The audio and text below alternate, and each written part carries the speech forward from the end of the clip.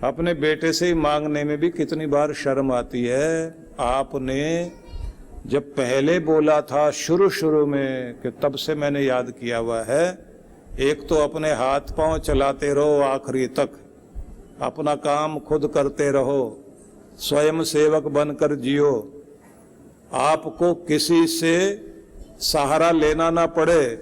तो कहती हैं कि मैंने अपने शरीर को भी ऐसे बना रखा, मेरे घर में इतने सारे नौकर चाकर हैं लेकिन मैं अपना काम खुद करती हैं, और मैं बेटे से मांगती नहीं लेकिन वो मेरा अकाउंट देखता रहता है। जब उसको लगता है कि माँ ने कहीं खर्च कर लिया तो वो भी चुपचाप डाल देता है, और अगर रोज रोज मांगना शुरू करूंगी तो वो भी देना नहीं चाहेगा, क्योंकि मुझे पता है मैंने अपने पति के पैसों को भी जो वो छोड़ गए उसे भी संभाल के रखा हुआ है कि बुढ़ापे तक मैं अपने बेटे के भरोसे जिंदगी नहीं जीऊंगी, अपने भरोसे जिंदगी जीऊंगी।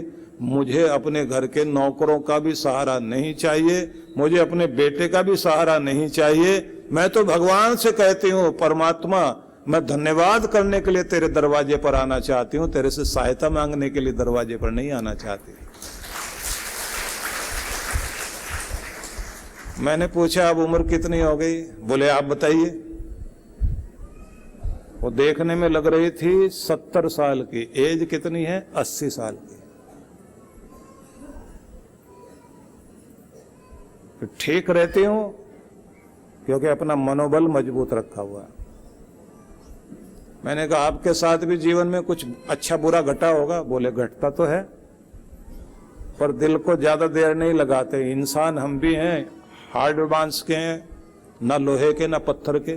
दिल पे तो लगती है बात, लेकिन जल्दी अपने आप को पत्थर का लोहे का बना लेते हैं, जल्दी भूलते हैं और आगे बढ़ जाते हैं। तभी तो 80 साल तक ठीक हैं, और अगर दिल पे लगाते रहते तो 60 साल में बोल जाती बात। तो देखने से पता लगता है ना कि हिम्मत क्या चीज है।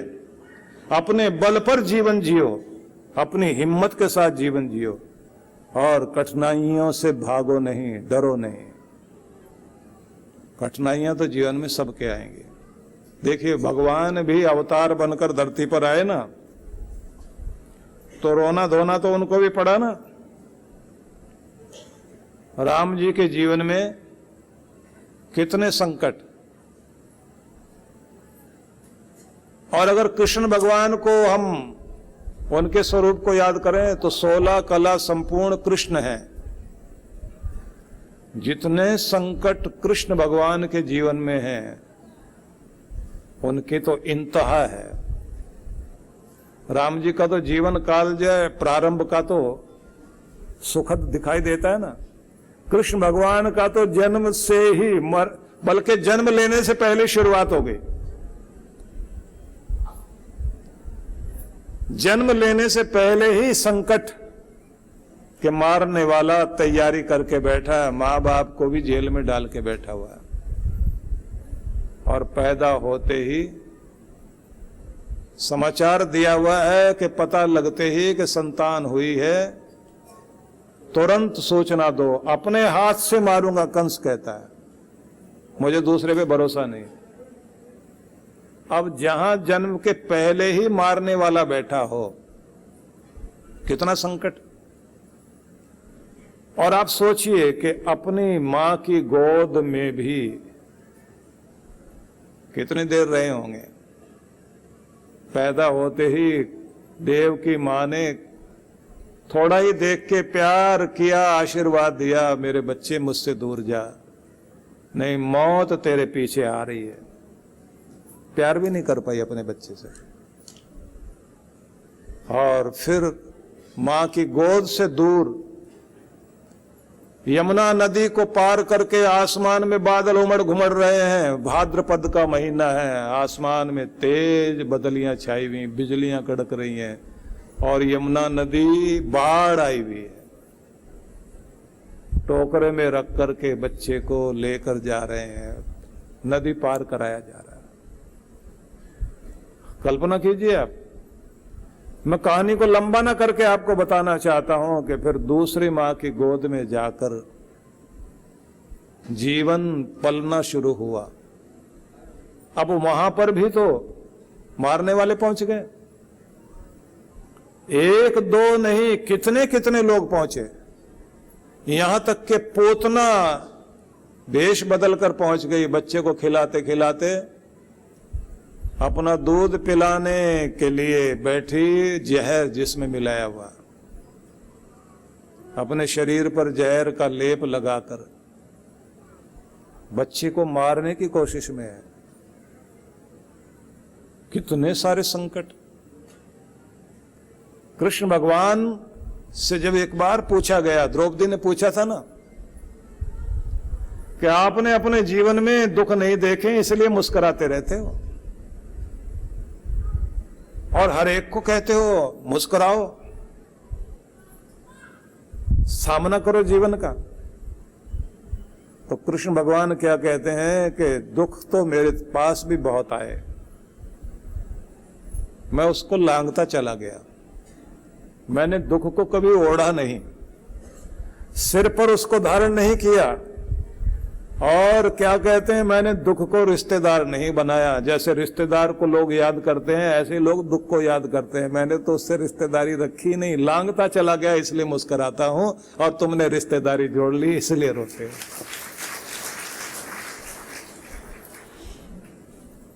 ना चाहते हुए भी दुख तो याद आता ही है। किसी की बात सुनते सुनते जब आंसू आते हैं तो उसकी बात पर नहीं आते, उसकी बात याद करते करते कोई अपना दुख याद आ जाता है, तब रोना आता है। निवेदन यही है भाई, अवतार भी धरती पर आया, दुख तो उसकी भी जिंदगी में थे। आपकी अंदर की हिम्मत, वो शक्ति ही काम करेगी। तो एकांत में बैठना शुरू करिए। एकांत में बैठेंगे, शांत होकर बैठेंगे, आपके अंदर वो चीज घटनी शुरू होगी। जब आपके अंदर चलता हुआ ये शोर अशांति का, ये टूटेगा, और जब बिल्कुल शांत एकांत में बैठकर आप अकेले होंगे तो आपके अंदर दुनिया नहीं होगी। जब तब दुनिया का मालिक आपके साथ संपर्क करता है। और अगर आप बहुत शांत हो जाएं तो बहुत शांत होने का परिणाम होता है बिल्कुल अपने में खोए हुए जो भगवान की दिव्य किरणें हैं ना, वो आपसे जुड़ जाती हैं, जिसका परिणाम होता है धीरे धीरे ध्यान और कृपा, ये दोनों जुड़ती हैं। इसलिए ध्यान में आप शांत होना सीखते हैं। महात्मा बुद्ध का एक शिष्य था जिसका नाम था बौद्धि धर्म। वो चाइना में गया तो बड़ा नाम हुआ उसका। वहां का राजा उसकी ख्याति सुन करके उसके पास आया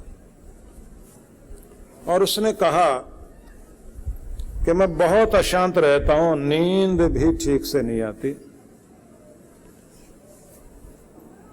परेशान रहने के कारण मुझे ऐसा लगता है कि मुझ जैसा दुनिया में कोई गरीब नहीं है, क्योंकि जिसको चैन नहीं है ना दिन में ना रात में। यहां तक कि भोजन करने बैठता हूं ना, भोजन भी स्वाद नहीं लगता, मैं खोया रहता हूं हर समय। तो मन बहुत परेशान है। तो आप मुझे किसी तरह से मन का चैन दिलवाओ और समस्या का समाधान करो। मेरा जो अशांत मन है ना, उसे शांति दो। मेरे पास सब कुछ है और वो सब निरर्थक, बढ़िया महल,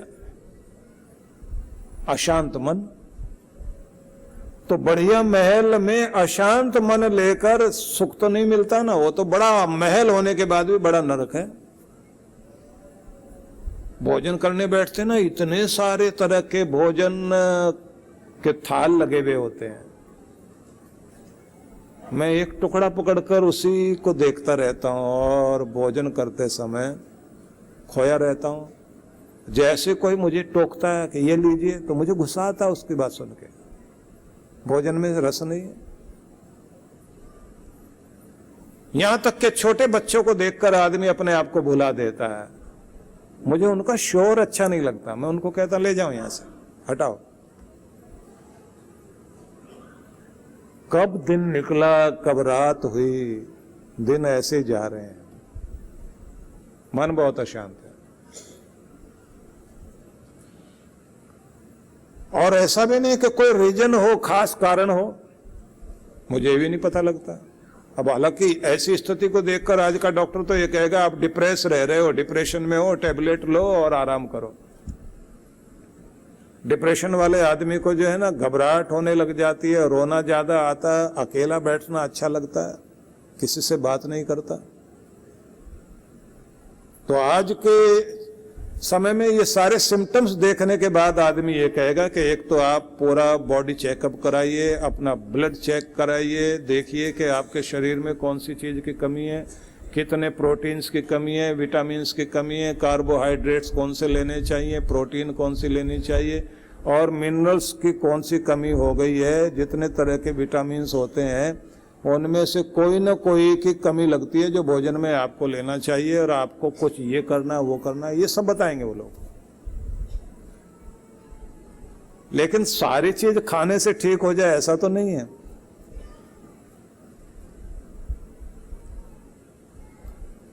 महात्मा ने उसकी तरफ देखा और राजा से कहा कि कल सुबह जल्दी जल्दी सवेरे में जब सूरज उगाना हो तब आप आना, और एक बात ध्यान रखना कि अपना अशांत मन साथ लेके आना। उन्होंने कहा महाराज जब मैं आ गया तो अशांत मन भी आ जाएगा। सोचा महात्मा जी मजाक कर रहे हैं। महात्मा ने कहा भैया तुम आओ ना आओ, अशांत मन को जरूर साथ लाना, वो मुझे बहुत जरूरी चाहिए, मैं उसी से तो ट्रीटमेंट तो उसी का करना है। सुबह सुबह ये आ गया, लेकिन उसको ये लगा कि ये महात्मा जी ठीक ठाक तो हैं, नाम तो इनका बहुत सुना है, लेकिन ये कहते हैं अशांत मन साथ लेकर आना। सुबह सुबह राजा जब पहुंच गया तो देखा कि वो डंडा लेके बैठा हुआ है। महाराज ये डंडा किस लिए? बोले वो अशांत मन जो है ना उसके लिए है, वो निकाल के दिखाओ मुझे, मैं उसको जरा डंडे से ठीक करता हूं। इनको लगा कि नाम तो बहुत सुना है, लेकिन लगता है महात्मा थोड़ा थोड़ा क्रैक भी है। डंडे से ठीक करेगा तो मन तो पकड़ में नहीं आता। इन्होंने कहा कि देखिए ऐसा है, आप आंखें बंद करके बैठिए और ढूंढो अपने अंदर मन कहाँ है, अशांति कहाँ है, उसे पकड़ के लाओ और मेरे सामने करो। एक प्रहार में, एक डंडे में मैं ठीक कर दूंगा। डंडा मेरे पास है। अब ये सोचे मैं निकल के जाऊं यहां से, ये तो कुछ और अटपटी बात हो रही है। महात्मा बोले कड़क कर आवाज में बैठ जाइए, आंखें बंद करिए और ढूंढिए वो अशांत मन कहाँ है। पहले ढूंढो, अपना मन ढूंढो कहाँ है। मन वो जिसमें विचार उठते हैं, पहले वो देखिए। पता लग रहा है कि यहाँ मन है, अब इसमें देखिए अशांत कहाँ है। अशांत मन की तरफ जाइए, ढूंढना शुरू कर दीजिए। दुनिया के शोर से अलग हट करके अपने मन की तरफ आओ, मन को देखना शुरू करो, अशांति को देखना शुरू करो। जैसे अशांति सामने आए तुरंत पकड़ लेना उसको।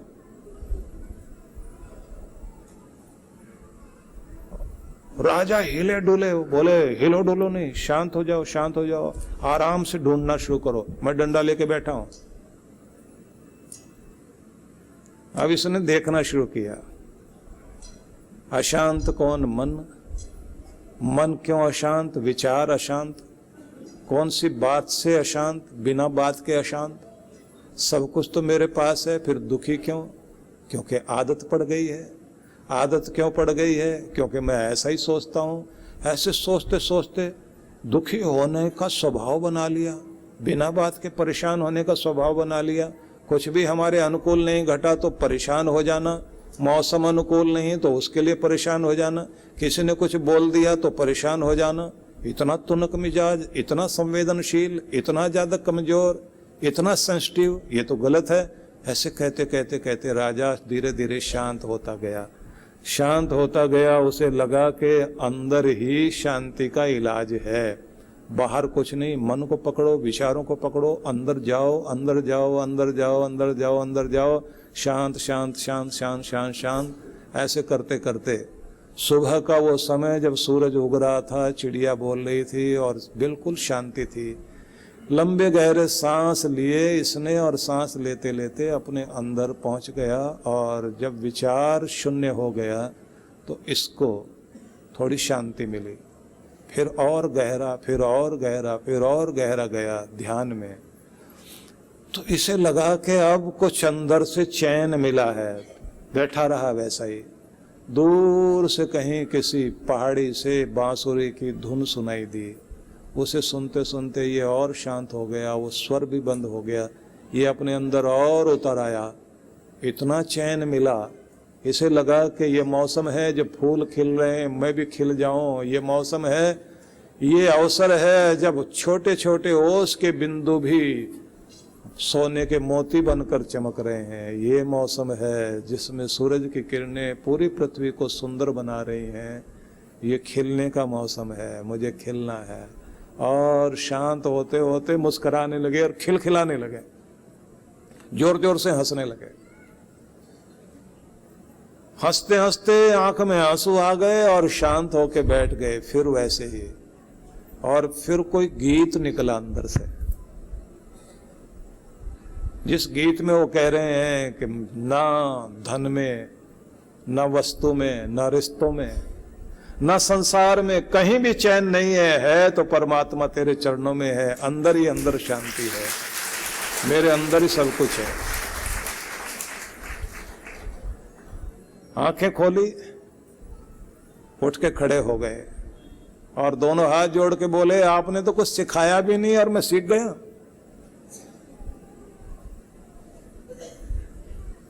लगता है कि महल छोड़कर जंगल में कहीं शांत एकांत में बैठूं और अपने आप को खोजूं। महात्मा बोले, भैया यही डंडा है। आदमी को अपने हाथ में डंडा खुद रखना है। जो चीज उसे रुलाए, दुखी करे, उसकी ताकत कम कर दे, उसे निराश कर दे, मारो डंडा और अपने आप को संभालो। जब तक डंडा नहीं लगाओगे अपना उद्धार होगा नहीं। हर आदमी को कोशिश करना, तो अपनी शांति में प्रवेश करना है भाई। और जैसे भगवान ये कहते हैं, अनन्य चेतः सत्यम यो माम स्मृति नित्यशः तस्याहम सुलभ पार्थ नित्य युक्तस्य योगिना। अनन्य भाव से मेरा ध्यान करने वाले बन जाओ, तब मैं तुम्हारे लिए सरल हूं। तो सरलता से तुम्हें मिल जाऊंगा। इसलिए तुम अपने प्राणों में भगवान का नाम बसाओ, जिससे कल्याण हो सके। तो जो जो आपको सिखाया है उस पर आप लोग ध्यान देंगे। परम पूज्य श्री सुधांशु जी महाराज और डॉक्टर अर्चिका दीदी के पावन सानिध्य में आयोजित रक्षाबंधन एवं पूर्णिमा दर्शन।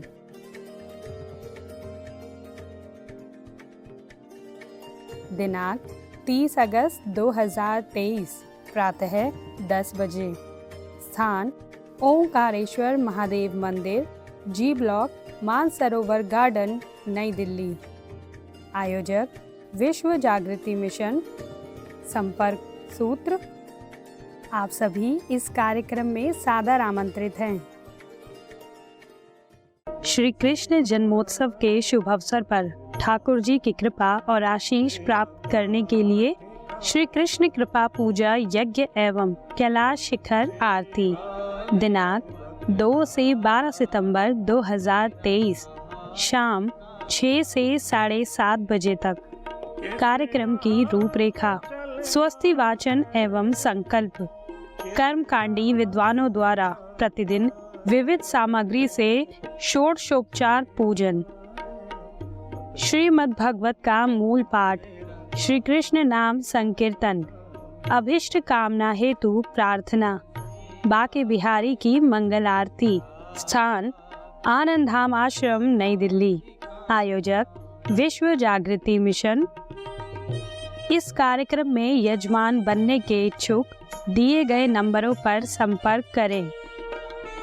यह कार्यक्रम युग ऋषि पूजा एवं अनुष्ठान केंद्र के YouTube और Facebook चैनल पर प्रतिदिन लाइव रहेगा।